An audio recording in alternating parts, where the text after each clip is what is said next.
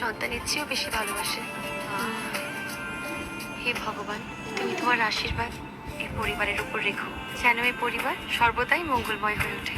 এত বড় ঘরে এই আগুনের ফুলকিটা কে? কৃষ্ণের সামনে ফুলের মতো রাধা, অজস্র জ্বলন্ত প্রদীপের মাঝখানে এক টুকরো চাঁদ, যে পেছন থেকেই এতটা সুন্দর, জানি না সামনে ঘুরলে কি রূপ দেখবো। সামনে দিয়ে দেখতে চাও? মাশাআল্লাহ,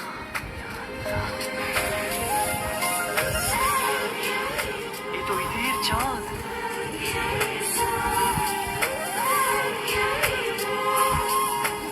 এই তুই সিটি মারলি, সিটি কেন মারলি? আরে দাঁড়াও না গুরুদেব, অত ভয় পাচ্ছ কেন?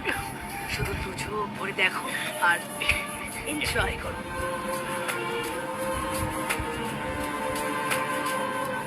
এই সিটি মারলে কেন তুমি? সবই তো গুরুদেবের ইচ্ছা। তুমি কে? আমি পুরোহিত। আমি এ বাড়িতে যজ্ঞ করতে এসেছি বালিকে। আমি এই ঘরে প্রদীপ জ্বালাতে এসেছিলাম। তুমি জানো, রোজ সকালে নামাজের আগে আর সন্ধেবেলা নামাজের পর প্রদীপ জ্বালানোর নিয়ম। নামাজ? নামাজ মানে?